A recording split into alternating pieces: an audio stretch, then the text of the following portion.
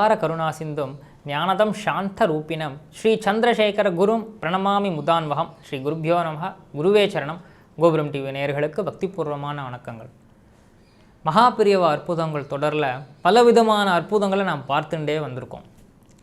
நாம் ஒரு முறை அந்த மகானின் திருப்பதங்களை பிடித்து கொண்டு விட்டோம் என்றால் நாமே விட்டுவிட வேண்டும் என்று நினைத்தாலும் மகானின் பேர் அருள் நம்மை விடாது. அதை உணர்த்தும் ஒரு கதை தான் இது. ஆல் இண்டியா ரேடியோவில் விஸ்வநாதன் என்ற ஒரு பக்தர், மகாபிரியவாளின் தீவிர பக்தர்னே சொல்லலாம்.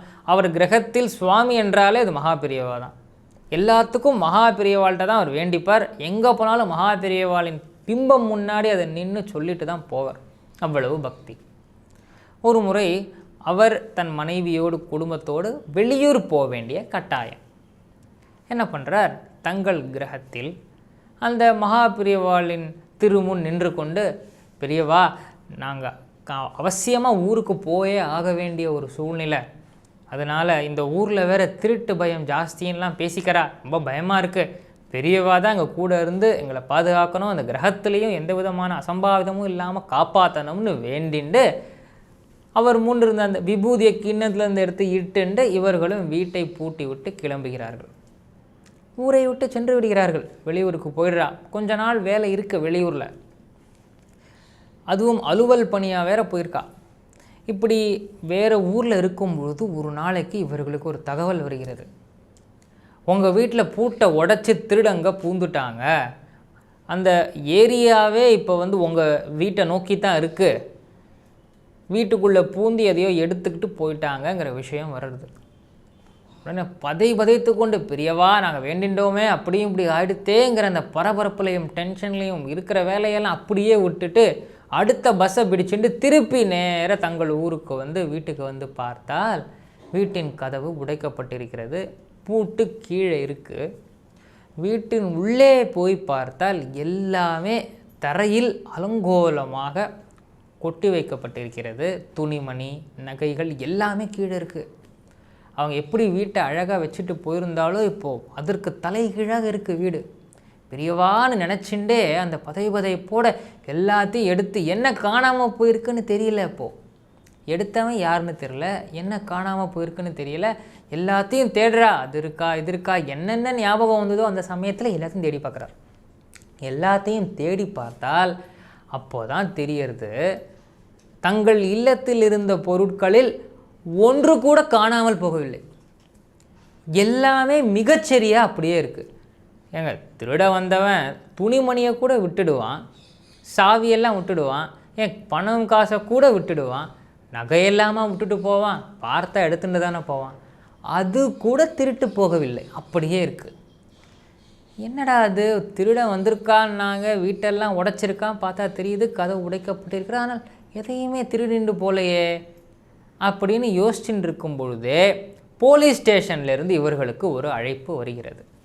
அந்த அழைப்பில், சார் உங்கள் வீட்டில் யார் திருட வந்தாங்களோ அவங்கள நாங்கள் அரெஸ்ட் பண்ணிட்டோம், நீங்கள் ஸ்டேஷன் வரைக்கும் எங்களுக்கு ஒரு கம்ப்ளைண்ட் கொடுங்க அப்படின்னு ஒரு கால் வர, இவர்களும் உடனடியாக காவல் நிலையத்திற்கு செல்கிறார்கள்.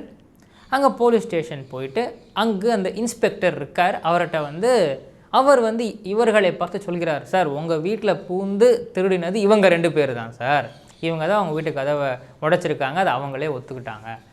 அப்பொழுது தான் இந்த விஸ்வநாதன் சொல்கிறார், சார் இவங்க தான் திருடினாங்கன்னு சொல்கிறீங்க, சரி, ஆனால் எங்கள் வீட்டில் எதுவுமே காணாமல் போலையே, எல்லாத்தையுமே உடைச்சி எடுத்து கீழே போட்டிருக்காங்க, எல்லாமே சிதறி இருந்தது சார், நாங்கள் தான் எடுத்து ஒன்றா பார்த்தோம், ஆனால் தேடும் பொழுது ஒரு பொருள் கூட காணாமல் போகலையே, அப்போ ஏன் இவங்க எடுக்கலை அப்படின்னு அந்த இன்ஸ்பெக்டர்கிட்ட சொல்லும்போது அந்த இன்ஸ்பெக்டர் அந்த திருடர்களை பார்த்து கேட்குறார், ஏன்டா நீங்கள் எதையுமே எடுக்கலை இவங்க வீட்டிலேருந்து அப்படின்னு கேட்கும்பொழுது தான் அவர்கள் சொல்கிறார்கள், சார் நாங்கள் வீட்டில் யாரும் இல்லைன்னு தான் நாங்கள் பூட்டை உடைச்சி கதவை திறந்து உள்ளே போனோம், ஆனால் உள்ள ஒரு வயசான தாத்தா கையில் குச்சியோடு நின்னார் சார், அவர் எங்களெல்லாம் அடிக்கிறதுக்காக விரட்டிட்டு வந்தார், ஓடுங்கடான்னு குச்சி எடுத்து அடிக்க வந்தார் சார், எங்களுக்கு எங்கே போகிறதுனே தெரியல, அதான் இருந்தது எல்லாத்தையும் அப்படியே போட்டுட்டு அங்கேருந்து ஓடி போயிட்டோம் சார், அவர் எப்படி இருந்தாருன்னு கேட்டால் தெரியல, ரொம்ப வயசான தாத்தாங்க, ஆனால் கையில் ஒரே ஒரு குச்சி மட்டும் வச்சுருந்தாரு, ஒரு வேஷ்டி கட்டியிருந்தாருங்க அப்படின்னு சொல்லவும் இவர்களுக்கு தெரிந்து போயிடுது.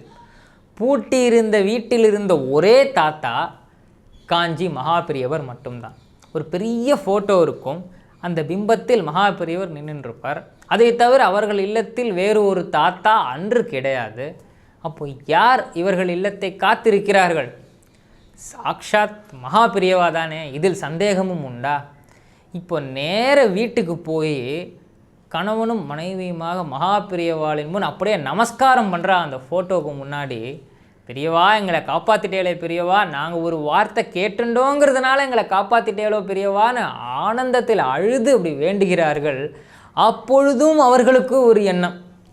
என்ன எண்ணம்னா, நான் இவ்வளோ வேண்டின்றேன், எனக்கு நீங்கள் காட்சி தரலை, ஆனால் திருட வந்தவனுக்கு கூட காட்சி கொடுத்துட்டேளே பெரியவான்னு இவாளுக்கு ஒரு எண்ணம் வந்து தான். இதை நாம் எப்படி பார்க்கலாம் என்றால், ராமதாசர் பகவானுக்கு கோவில் கட்டியே ஆக வேண்டும் அடம் பிடிச்சார் இல்லையா? எப்படியோ கஷ்டப்பட்டு அந்த பக்தியின் மிகையால் ஒரு கோவிலே கட்டிட்டார். ஆனால் அந்த ராமதாசருக்கு பகவான் காட்சி கொடுக்கல. யாரை கேட்டு எப்படி நீ கோவில் கட்டினேன்னு சவுக்கால் அந்த ராமதாசரை அடித்த தானிஷாவுக்கு, அந்த மன்னனுக்கு பகவான் வந்து காட்சி கொடுத்தார். ஏன் இப்படி? உண்மையான பக்தருக்கு காட்சி கொடுக்க வேண்டாமா அப்படின்னு நாம் கேட்போம். உண்மையான பக்தன் எப்படி இருந்தாலும் பக்தனாகத்தான் இருப்பான். அவனுக்கு எவ்வளோ கஷ்டமே வந்தாலும் அப்படி தாங்கவே முடியலன்னா ஒரு 2 நாளைக்கு திட்டுவான் சுவாமியை, இப்படி பண்ணிட்டேன்னு. திரும்பி 3ஆவது நாள் சுவாமி கிட்ட தான் வருவான். ஆக அவனை நாம் நல்வழிப்படுத்த வேண்டும் என்பது அவசியம் இல்லையாம். ஆனால் இப்படி நல்லோர்களுக்கும் பக்தர்களுக்கும் இடையூறு செய்கிறார்களே, அவர்களை திருத்தி நல்வழிப்படுத்த வேண்டாமா? அவர்களின் கர்மா கரைய வேண்டாமா? அதற்காக அவர்களுக்கும் தரிசனம் கொடுக்கிறாராம் பகவான். இப்பேற்பட்ட தத்துவத்தை எவ்வளோ அழகாக மகாபெரிவா உணர்த்தி இருக்கிறார். அந்த நிஜமான பக்திங்க, அந்த பக்தி இருந்துடுச்சு என்றாலே போதும். அது எவ்வளவு பெரிய கஷ்டமாக இருந்தாலும் சரி, நாம் இருக்கும் பொழுது வந்தாலும் சரி, நாம் இல்லாத பொழுது நம் இல்லத்திற்கு வந்தாலும் சரி, மகானின் அருள் அந்த கஷ்டத்தை விரட்டி விட்டுவிடும் என்பதில் சற்றும் சந்தேகமே கிடையாது. சக்ருத் ஸ்மரண மாத்திரேன பவரோக விநாசகே சந்திரசேகர பாதாப்சே வாசேதாம் ரிதிமே சதா.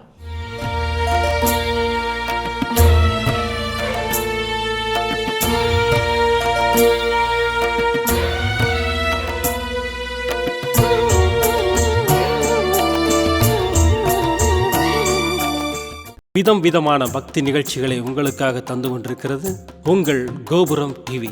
உங்களுக்கு பிடித்த நிகழ்ச்சிகளை லைக் செய்யுங்கள், உங்களுக்கு பிடித்த மாணவர்களுக்கு ஷேர் செய்யுங்கள். மேலும் சப்ஸ்கிரைப் செய்வதோடு மட்டுமல்லாது அருகில் இருக்கும் பெல் பட்டனை கிளிக் செய்து கோபுரம் டிவி நிகழ்ச்சிகளை உடனுக்குடன் தெரிந்து கொள்ளுங்கள். மற்றும் ஒரு மகிழ்ச்சியான செய்தி, கோபுரம் டிவி ஆப்பை கூகுள் பிளே ஸ்டோரில் ஃப்ரீ டவுன்லோட் செய்து கோபுரம் டிவி நிகழ்ச்சிகளை தொடர்ந்து கண்டுகளியுங்கள், பாருங்கள், ரசியுங்கள், பரவசமடையுங்கள். gopuramtv.com பக்தி பக்திமயம்.